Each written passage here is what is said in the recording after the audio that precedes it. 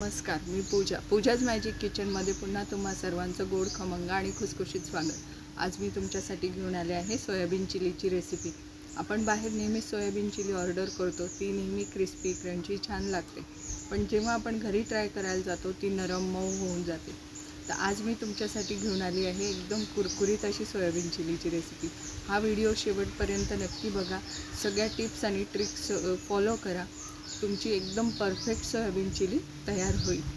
तर मग चला रेसिपीला सुरुवात करू।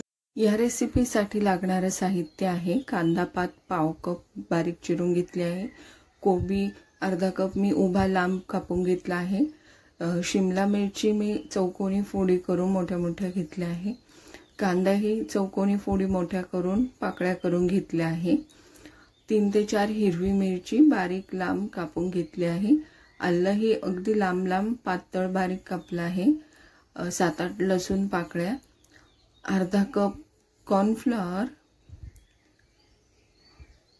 अर्धा कप मैदा आणि इथे मी 3 टेबलस्पून कॉर्नफ्लॉवर मी 1 कप पाण्यामध्ये मिक्स करून घेतला आहे, 2 कप सोया चंक्स आणि सॉसेसमध्ये vinegar, green chilli sauce, red chilli sauce, soya sauce आणि टोमॅटो केचप।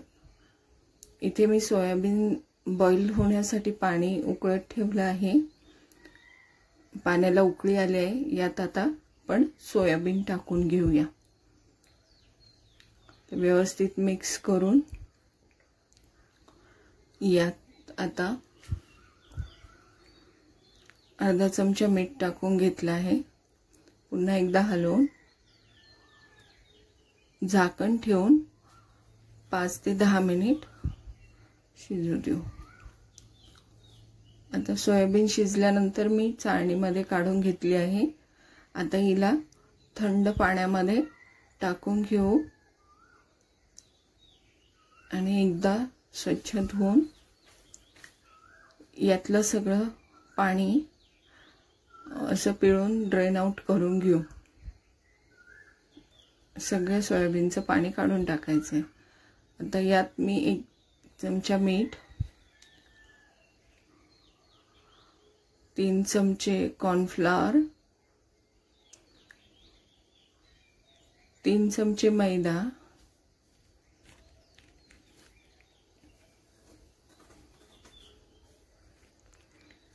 अर्धा चमचा सोया सॉस,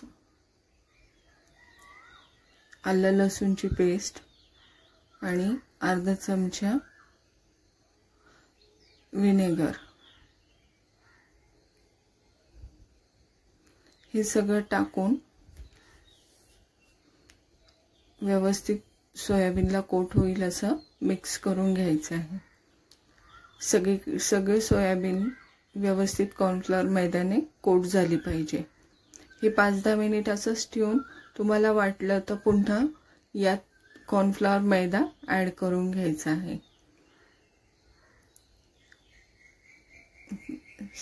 बाउल हलवून व्यवस्थित कोट करून घेते।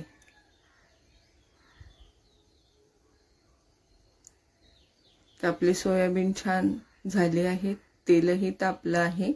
आता एक सोयाबीन एक पीस करून तेलामध्ये आपण फ्राय करून घेऊया। लक्षात ठेवा, तेल हे मीडियम हीटवरच हवं, लो टू मीडियम वरतीच हे फ्राय करून घ्यायचे आहे, ज्याने ते क्रिस्पी होतील। तर छान ब्राऊन कलर येत आहे, आता मी हे काढून घेते।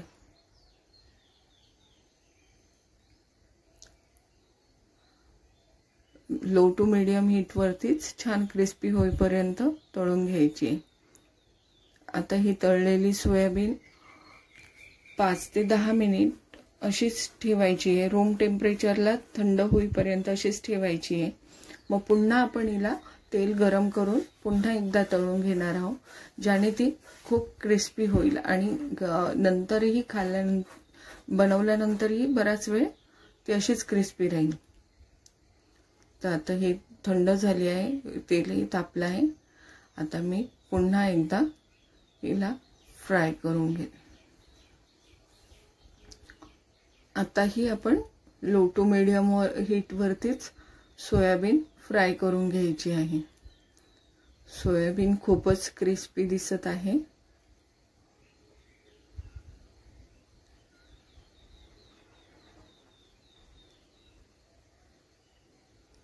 सगळी सोयाबीन काढून घेतली आहे।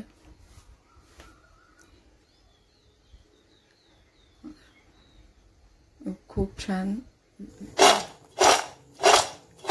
ती क्रंची झाली आहे, एकदम कुरकुरीत असा आवाज येतोय। आता ती अशीच क्रंची राहील। आता दुसऱ्या कढईमध्ये मी तेल टाकून घेतलं आहे। तेल तापलं की हे नेहमी हाय हीटवरच करायचं। चायनीज फूड नेहमी हाय हीटवरच होतं, त्यामुळे एकदम चांगलं तेल तापू द्यायचे। त्यात आता आलं, लसूण छान परतलं की हिरवी मिरची, आलं लसूण हिरवी मिरची परतून घ्यायची आहे आणि बाकीच्या भाज्या थोड्याशा फ्राय करायच्या आहे। कांदा,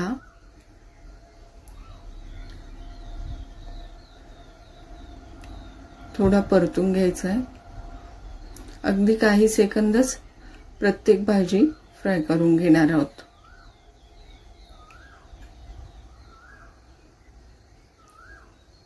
आता शिमला मिरची ही काही सेकंद फ्राय करायची आहे। या भाज्यांचा क्रंचीनेस गेला नाही पाहिजे, फक्त थोडाशा फ्राय करून घ्यायचे आहे आणि हाय फ्लेम वरतीच करायचे। तर यात कोबी ऑप्शनल आहे, आवडत असल्यास टाका। तर कोबी ही थोडासा फ्राय करून घेते।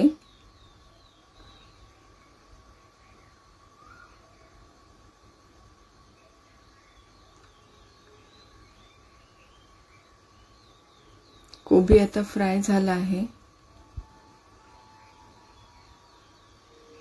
आता यात आपण सॉसेस टाकून घेऊ। अगोदर सोया सॉस 1 मोठा चमचा, दोन मोठे चमचे tomato ketchup,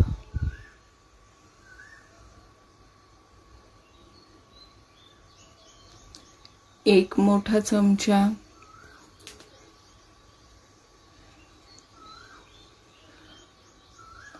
green chilli sauce,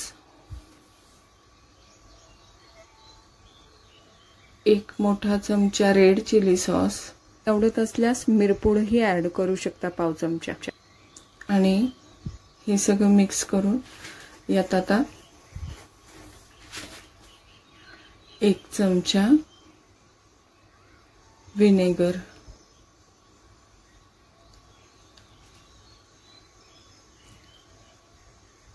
आणि मीठ। सॉसेस मध्ये मीठ असतं, त्यामुळे मीठ जरा जपून घालायचं आहे। व्यवस्थित मिक्स करून घ्यायचं आहे आणि थोडीशी कांदा पात, थोडीशी मी गार्निशिंग साठी ठेवते, बाकी टाकून दिले। थोडंसं व्यवस्थित मिक्स करून घ्यायचंय। आता यामध्ये मी 3 चमचे कॉर्नफ्लॉवर 1 वाटी पाण्यामध्ये मिक्स करून घेतलं होतं। आता ते हलवून यात टाकून घेते आहे। तुम्हाला जर ग्रेव्ही हवी असेल तर तुम्ही आणखीन कॉर्नफ्लॉवर आणि पाणी ऍड करू शकता। मी इथे ड्राय सोयाबीन चिली बनवते।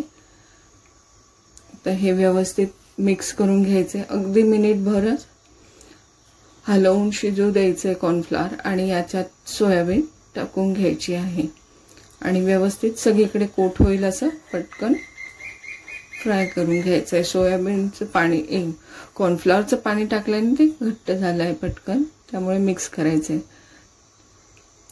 आणि लगेच सर्व करायचंय। तुम्ही बघू शकता आपली सोयाबीन चिली किती छान टेम्पटिंग दिसत आहे।